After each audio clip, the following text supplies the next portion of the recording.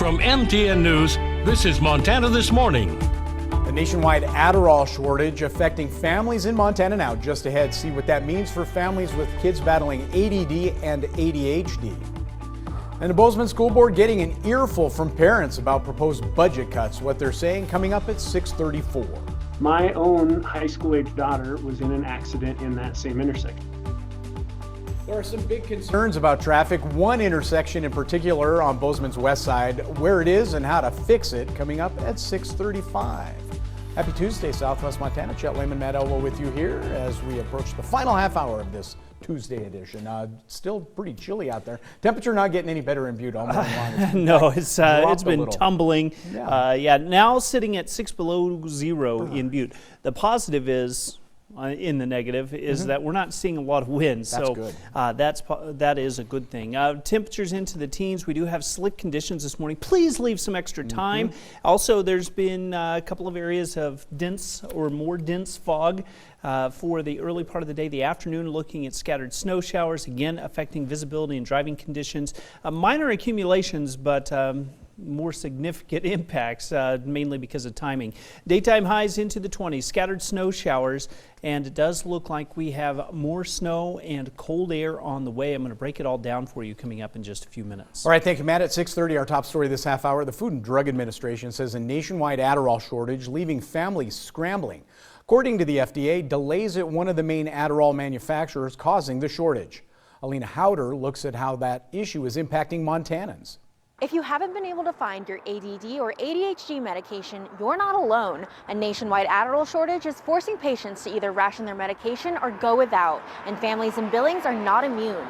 Nicole Vandenbosch and her 12-year-old son Gabe have both been living with ADHD basically their entire lives. Having a conversation with him is super hard because he just can't, he's everywhere else in his head. Gabe's diagnosis makes it hard for him to pay attention in school. Every day he goes there and he's not medicated, I get a phone call about behavior, like he talks out of turn, he's very disruptive in class. ADHD is a neurodivergent disorder that hinders the brain's ability to focus and control impulsive behaviors. It's usually treated with Adderall, a medication that's changed both Gabe's and Nicole's lives. It really helps behavior and just his ability to stay on task, especially in school. And all was well until just recently, when a labor shortage at one of the largest manufacturers of Adderall caused shortages of the medication across the country. We ended up switching from Walgreens Heights Pharmacy to Albertsons Heights Pharmacy because Walgreens was consistently out of his med. Nicole and Gabe have had to go several days unmedicated over the last couple of months because Adderall has been so hard to find. For probably about a month now, we've been getting periodic calls from people in the community just trying to source and find their Adderall and other ADD medications. Carissa Nagel is a compounding pharmacist with Juro's Pharmacy. Okay, perfect. She says it's a problem with no real solutions. We can't get them supplied from our manufacturers, which has been really difficult for all of our existing patients. Nicole and Gabe are living that difficult reality, forced to make some tough decisions. For him, sometimes I don't medicate him on the weekends, knowing that this is going to be a thing. And she's worried that rationing their meds will cause side effects. Sometimes he'll get headaches, and for like the first 2 days he's back on it, just if it's been a while. For now, all Nicole can do is hope that Adderall will be back in stock when their medication runs out. I'm able to manage it better than him, but you know, my biggest thing is how it affects him and his school and, you know, how he feels about himself. In Billings, Alina Howder, MTN News. 6:33 now in other news this morning. Meeting last night of the Bozeman School Board. They heard from taxpayers about proposed budget cuts. Our Jolie Salee was also there.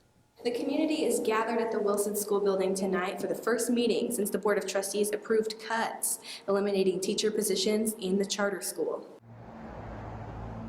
Of course, we don't know what these cuts and changes will look like until voters make a decision on a levy in May, but tonight gave the community another opportunity to voice their concerns. The change is really hard for people, and so keeping that in mind as we move forward. The main concern from people in the community tonight was cutting the Fine Arts Director position. You basically spit in the face of the arts. Tonight's meeting touched on budget reductions, the audit process, selling the lot at Chief Joseph Middle School, and the decision to continue maintenance projects at older schools in the district. The trustees said that there are a lot more questions than there are answers right now when it comes to the cuts. We'll have more updates for you as the school district continues their effort to work around a $4.1 million budget deficit.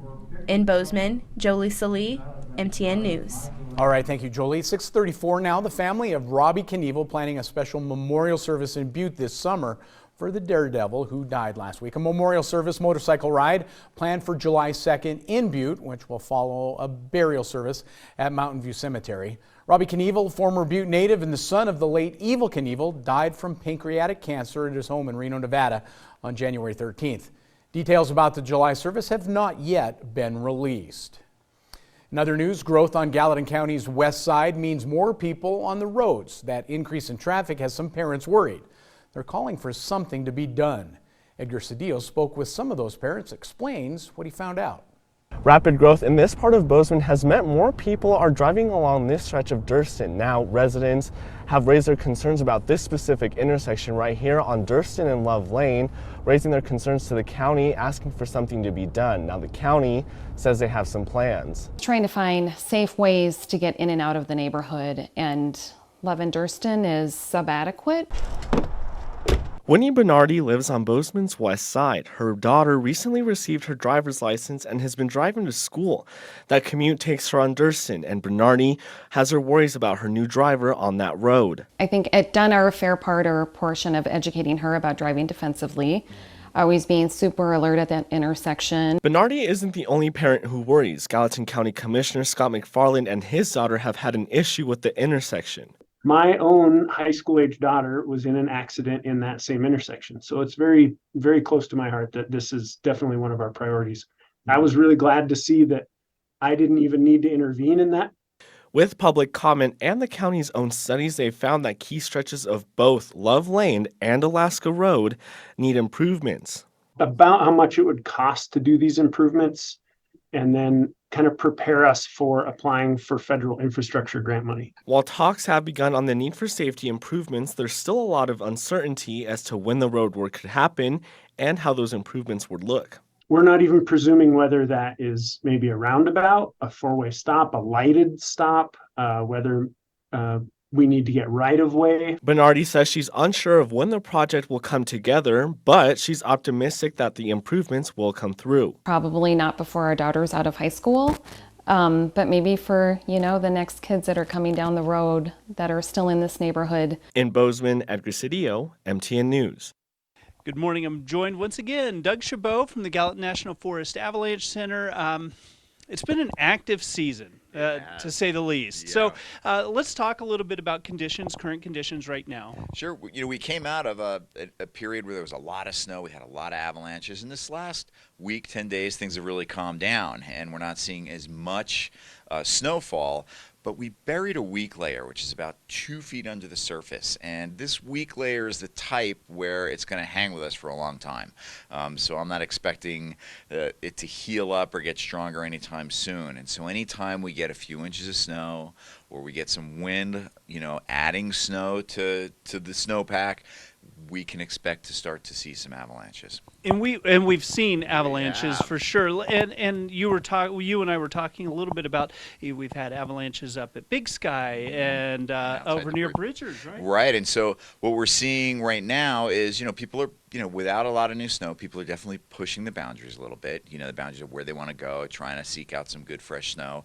And at the ski areas that have open boundaries, you can slide out and go outside. But what people need to remember when they go outside the ski area boundary is that it's a backcountry situation. And so even though you're accessing the area with a ski lift, you're at a bit of a disadvantage about the snow because you didn't skin up or climb up through it to kind of get a hands-on or a taste of what's really happening. And so it's easy, physically easy, but you're at a slight disadvantage because you might not know as much about the snowpack, so you have to be a little extra careful. And I think that's a good point. And then this week we're looking at several good chances of snow, a big, deep, cold air mass moving in by the weekend. So there's a lot to think about. There is. I'm not as psyched about the deep, cold air mass, so we'll see what happens there. But but I am pretty excited about the more snow. So as we get more snow, you're going to want to be investigating this layer because it's not on every slope. So, you know, it gets a little tricky. You know, if you want to enjoy yourself out there, it's worth it to just take some time, dig down, see if it's there, and if not, you know, well, if not, I'd probably dig again, you know, to make sure. Right, and I was talking to a ski patrol, and he was talking about how he pays attention to the aspects and where they're more likely and that type of thing. Right, and so this weak layer is mostly from Big Sky area to the south, all the way to West Yellowstone and Cook City. Up around Bozeman, we're not seeing it, but what we are seeing around Bozeman are these wind slabs. And so every time it snows, we're getting these loads of kind of thicker meteor slabs of snow that break, and that's what broke on Saddle Peak last week. And we're just seeing that as being the main instability up north here. All right, Doug Chabot with the Gallatin National Forest Avalanche Center. I do appreciate your time. We'll check back in with you. You're watching Montana This Morning. All right, thank you, Matt and Doug. We'll have more with Matt in our forecast when we come back. Also, Americans lost $40 billion to phishing scams in 2022. Now scammers are after more than just your money. Find out what they want and how to protect yourself at 6:47.